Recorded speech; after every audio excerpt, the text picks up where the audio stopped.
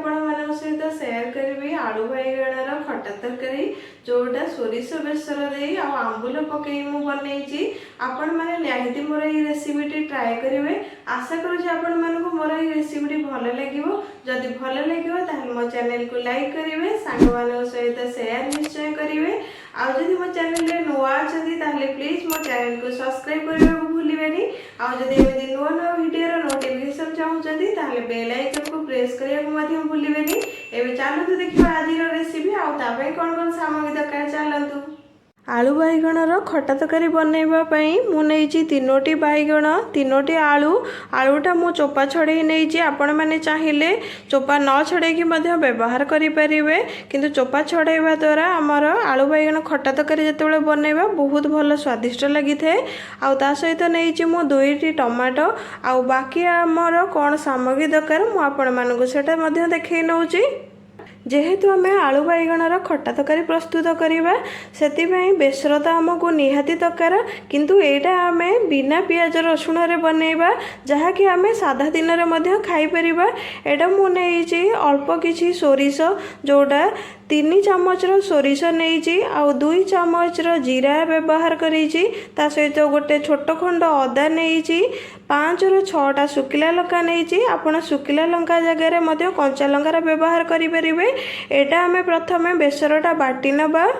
बेसरटा आपण मैंने जिते बाटे से बेसी परिमाण में पानीर व्यवहार करेंगे, अल्प टिके पानी ही व्यवहार करेंगे जमी आपणकर बेसरटा बहुत भल से बाटी हो बहलिया आपड़ जिते आलू बैगण खटा तरकारी प्रस्तुत करेंगे आलू बैगण को काटिबा पूर्व प्रथम आपण मैंने बेसरटा बाटी ने कारण आपण मैंने जानते बैगणटा जदि प्रथम काटी दौरान से कला पड़ज आपड़ जो भाजबे कि जेकोसी भी तरकारी करूँ से बिल्कुल भी भल लगे से सांगे सांगे जितेबाला आपण मैंने बेसर तरकारी बनाऊँच कि आपड़ सेमिति भी बनाऊे जितेबाला बिल्कुल भी आपण मैंने प्रथम आलू बैगणटा काटिदेवे प्रथम आपण बेसर प्रस्तुत करेंगे तापर जाइए आलू बैगणटा काटिले आपणकर तरकारीटा स्वादिष्ट बन आ भल खाइबा लगे।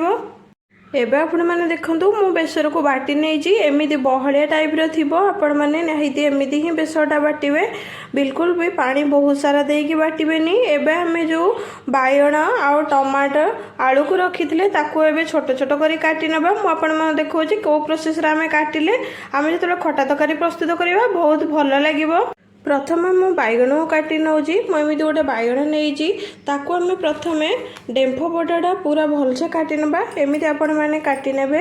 काटी नेला परे ताकू आम 4 फाड़ करवा जमीती बहुत भल से आम जिते भाजवा आमर बहुत भल से भाजी हो पार। देखो आपण मैंने एमती आमर 2 फाड़ है आउ आम मझिरा को 2 फाड़ कर नबा एमती आपण मैंने पतला पतला कर काटिबे ताहले आम जिते खटा तरकारी प्रस्तुत करवा से आमर खटा तरकारीटा बहुत भल स्वादिष्ट बन। देखो आपण मैंने एमती ही 40 फाड़ बैगण को करे तापर आउ एमती मझिरू जदि आपणकर बहुत बड़ बैगण होइतिबो ताहले आपण माने मझिरू एमती आउ गोटे थर काटी नेबे। जदि आपणकर छोट बैगण नौचंदी ताहले केवल 4 फाड़ ही करिवे आउ बहुत काटी देबेनी एमती ही साइज रे काटिबे एतिकी ही पतला थिबो काटिबे। एबे आमे सेम प्रोसेस रे सब बैगण को काटी नबा।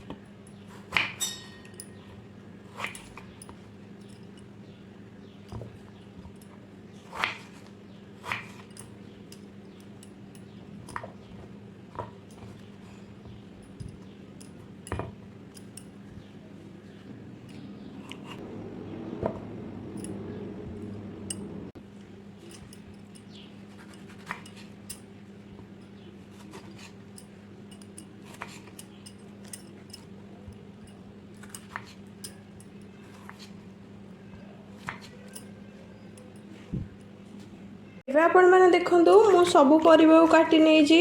ବାଇଗଣକୁ ଏମିତି ସାଇଜରେ କାଟି ନେଇଛି, ଆଉ ଆଳୁକୁ ମଧ୍ୟ ଏମିତି ଲମ୍ବା ଲମ୍ବା କରି କାଟି ନେଇଛି। ଆପଣମାନେ ଏମିତି ହିଁ ବାଇଗଣ ଆଉ ଆଳୁକୁ କାଟିଲେ ଆପଣମାନେ ଯେତେବେଳେ ଖଟା ତରକାରୀ ପ୍ରସ୍ତୁତ କରିବେ ସେତେବେଳେ ଖଟା ତରକାରୀଟା ବହୁତ ଭଲ ସ୍ୱାଦିଷ୍ଟ ବନିବ। ଏବେ ଆମେ ଆଳୁ ବାଇଗଣ ସବୁକୁ ପ୍ରଥମେ ଆମେ ଭାଜି ନେବା ହାଲକା ଟିକେ ତେଲ ଦେଇକି।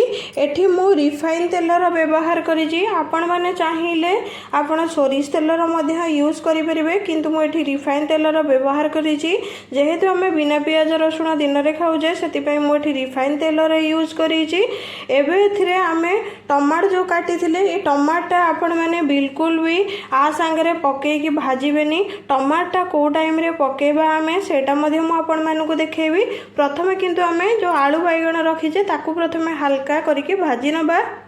ପ୍ରଥମେ ମୁଁ ବାଇଗଣ ଆଳୁକୁ ଭାଜିବା ପାଇଁ ଏମିତି ଗୋଟେ ଓସାରିଆ କଡ଼େଇ ନେଇଛି। ଆପଣମାନେ ଓସାରିଆ କଡ଼େଇ ହିଁ ନେବେ, ନଚେତ ଆପଣ ଭଲସେ ଭାଜି ପାରିବେନି ଯଦି ଛୋଟ କଡ଼େଇ ନେଉଛନ୍ତି। ଏବେ ମୁଁ ଗ୍ୟାସ୍ ଅନ୍ କରି ନେଇଛି। ହାଲକା ଟିକେ କଡ଼େଇ ଗରମ ହେଲା ପର୍ଯ୍ୟନ୍ତ ଆମେ ୱେଟ୍ କରିବା। ଏବେ ଆପଣମାନେ ଏମିତି କରିକି ଦେଖିପାରିବେ ହାଲକା ଟିକେ କଡ଼େଇ ମଧ୍ୟ ଆମର ଗରମ ହେଇଗଲାଣି। ଏବେ ଆମେ ଯେଉଁ ରିଫାଇନ୍ ତେଲ ରଖିଥିଲେ ସେଟା ଏବେ ଦେଇ ନେବା।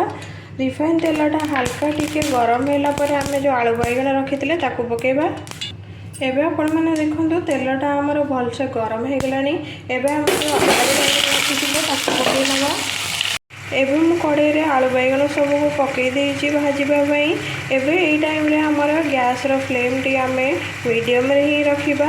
ପୁରା ହାଇ କରିଦେବେନି କି ପୁରା ଲୋ କରିଦେବେନି, ଆପଣମାନେ ମିଡ଼ିୟମ୍ରେ ହିଁ ରଖିବେ। ଏବେ ଆମର ଭଲସେ ସବୁ ଜିନିଷ ଆମେ ଯଦି ମିଡ଼ିୟମ୍ରେ ହିଁ ରଖିବା ଭଲସେ ସବୁ ଜିନିଷ ସିଝିପାରିବ ଆଉ ବହୁତ ଭଲସେ ମଧ୍ୟ ଭାଜି ହୋଇପାରିବ। ଏବେ ମୁଁ ଏଥିରେ କିଛି ହଳଦୀ ଗୁଣ୍ଡ ଦେଇ ନେଉଛି। ଆପଣମାନେ ଅଳ୍ପ ହିଁ ହଳଦୀ ଗୁଣ୍ଡ ଦେଇନେବେ, ଯେମିତିକି ଆମର ବହୁତ ଭଲସେ ଭାଜି ହେଇଯିବ।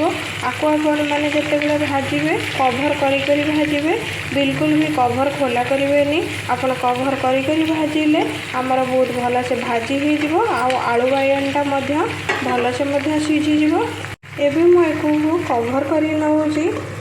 ଆପଣମାନେ ନିହାତି 2 ମିନିଟ୍ 3 ମିନିଟ୍ରେ କଭର କାଢ଼ିକି ଏପଟ ସେପଟ କରିବେ, ନଚେତ ଗୋଟେ ପଟ ହେଇଥିବ ଆଉ ଗୋଟେ ପଟ ହେବନି। ସେଥିପାଇଁ ଆପଣମାନେ 1 ମିନିଟ୍ 2 ମିନିଟ୍ରେ କଭର କାଢ଼ିବେ, ପୁଣି ଲେଉଟେଇବେ, ପୁଣି କଭର ଦେବେ, ଯେତେବେଳେ ପର୍ଯ୍ୟନ୍ତ ଭଲସେ ସିଝି ନ ଯାଇଛି କି ଭଲସେ ଭାଜି ନ ହୋଇଯାଇଛି।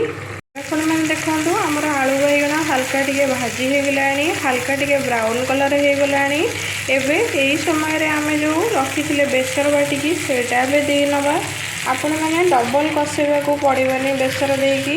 ଏବେ ମୁଁ ଏଥିରେ ବେସର ତକ ଦେଇ ନେଇଛି। ଏବେ ଆମେ ଏଥିରେ ସ୍ୱାଦ ଅନୁସାରେ ଲୁଣ ଦେଇ ନେବା। ଆପଣଙ୍କୁ ଯେତିକି ଲୁଣ ଦରକାର ସ୍ୱାଦ ଅନୁସାରେ ସେତିକି ହିଁ ଲୁଣ ଆପଣ ବ୍ୟବହାର କରିବେ। ଏବେ ମୁଁ ଏଥିରେ ଭଲ କଲର୍ ଆସିବା ପାଇଁ ମୁଁ ଏଥିରେ ଅଳ୍ପ କିଛି ମାନେ 1 ଚାମଚର କାଶ୍ମୀର ଚିଲି ପାଉଡ଼ର ନେଇଛି। ଆପଣଙ୍କ ଇଚ୍ଛା ଆପଣ କାଶ୍ମୀର ଚିଲି ପାଉଡ଼ର ନେଇପାରନ୍ତି ନ ନେଇପାରନ୍ତି। ଯଦି ଆପଣ ଲଙ୍କାଗୁଣ୍ଡର ୟୁଜ୍ କରୁଛନ୍ତି ତାହେଲେ ଆପଣମାନେ କାଶ୍ମୀର ଚିଲି ନ ନେଲେ ମଧ୍ୟ ଚଳିବ। ଏଟା ମୁଁ କେବଳ କଲର୍ ହେବା ପାଇଁ ନେଇଛି, କାରଣ ମୁଁ ଅଲରେଡ଼ି ଲଙ୍କା ଏଥିରେ ବାଟି ଦେଇଥିଲି ଶୁଖିଲା ଲଙ୍କା। ଏବେ ଆମେ ଏହାକୁ ଭଲସେ ମିଶାଇ ନେବା। ଆପଣମାନେ ଏ ଟାଇମ୍ରେ ମଧ୍ୟ ଟମାଟୋଟା ପକାଇବେନି, କାରଣ ଟମାଟୋ ଯଦି ପକାଇଦେବେ ଆଳୁ ଆମର ହାଲକା ଯେଉଁ ଟିକେ ସିଝିଛି ଭାଜିଲା ବେଳେ ଆଉ ବାକି ସିଝିବନି। ଯଦି ଆପଣ ଟମାଟୋ ଏଇଥିରେ ହିଁ ପକାଇ ଦେଉଛନ୍ତି, ଆମେ ଏହାକୁ କଭର କରିକି ମିନିମମ୍ 5 ରୁ 7 ମିନିଟ୍ ଛାଡ଼ି ନେବା। ଏବେ କଭର କରିବା ପୂର୍ବରୁ ମୁଁ ଏଥିରେ ଆଳୁ ବାଇଗଣରେ ଅଳ୍ପ ଟିକେ ପାଣି ଦେଇ ନେଇଛି। ଆପଣମାନେ ଅଳ୍ପ ନିହାତି ପାଣି ଦେଇନେବେ, କାରଣ ଆଳୁଟା ଆମର ବହୁତ ଭଲସେ ସିଝିବା ସହିତ ଆମେ ଯେଉଁ ବେସରଟା ଦେଇଛେ ତାର କଞ୍ଚା ଅଂଶଟା ମଧ୍ୟ ଚାଲି ଯାଇଥାଏ। ଅଳ୍ପ ଟିକେ ପାଣି ଦେଇକି ଆମେ ଲୋ ଫ୍ଲେମ୍ରେ ଗ୍ୟାସ୍ ରଖିକି ଆକୁ ଏବେ କଭର କରି ନେବା। ମୁଁ ଆପଣମାନଙ୍କୁ କଭର କାଢ଼ିକି ଦେଖାଉଛି ଯେ ଆଳୁଟା ଆମର ସିଝିଛି କି ନାହିଁ। ବାଇଗଣ ତ ଆମର ସିଝି ଯାଇଥିଲା। ଏବେ ଆମେ କେବଳ ଦେଖିବା ଆଳୁଟା ଆମର ସିଝିଛି କି ନାହିଁ। ଦେଖନ୍ତୁ ଆପଣମାନେ ଆଳୁଟା ଆମର ହାଲକା ସିଝିଗଲାଣି ମଧ୍ୟ, ଅଳ୍ପ ଟିକେ ଆଉ ସିଝିବାର ଅଛି। ଦେଖନ୍ତୁ ଆପଣମାନେ ମଝିଟା ଟିକେ ଆଉ ସିଝିବାର ଅଛି। ଏଇ ଟାଇମ୍ରେ ଆମେ ଯେଉଁ ରଖିଥିଲେ ଟମାଟୋ ସେଟା ପକାଇ ନେବା। ଏଇ ଟାଇମ୍ରେ ଟମାଟୋ ପକାଇଲା ପରେ ନିହାତି ଆପଣମାନେ ଏମିତି ଭଲସେ ମିଶାଇ ନେବେ। ଭଲସେ ମିଶାଇ ନେବା। ଏକୁ ଆଉ 5 ମିନିଟ୍ ପାଇଁ କଭର କରିଦେବା। ଏବେ ଆଉ 5 ମିନିଟ୍ ପରେ ଆପଣମାନେ କଭର କରିକି ଦେଖିବେ ଯେ ବହୁତ ଭଲସେ ଆମର ଆଳୁ ବାଇଗଣର ଖଟା ତରକାରୀ ହେଇଯାଇଥିବ। ଏବେ ଆମେ କଭର କରିବାର 5 ମିନିଟ୍ ହେଇଗଲାଣି। ଏବେ କଭର କାଢ଼ିକି ମୁଁ ଆପଣମାନଙ୍କୁ ଦେଖାଉଛି ଆମର ବହୁତ ଭଲସେ ଖଟା ତରକାରୀ ହେଇଯାଇଥିବ। ଦେଖନ୍ତୁ ଆପଣମାନେ बहुत भल से आमर खटा तरकारी हो जाइए। देखो आलूटा आमर मध्य पूरा भल से सीझी जाइए। देखो आपण मैंने आलूटा पूरा भल से सीझी जाइए। बायण मध्य आमर पूरा फिटिनी गोटा गोटा हो अच्छी। एमती ही रहिले खटा तरकारीटा आमर बहुत भल टेस्टी लगे। एबे आमर ऑलरेडी खटा तरकारी प्रस्तुत हो गलानी। एबे शेष मुझे आंबुल खंडे दूची।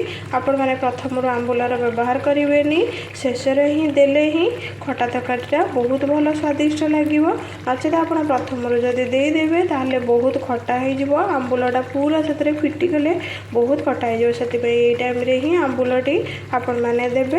एवं आमर खटा तरकारी अलग जगह काढ़ी नवा। एवं आपण मैंने देखो खटा तरकारी आमर बनिकी रेडी हो जाइए। मुझे अलग जगह गोटे काढ़ी नहीं।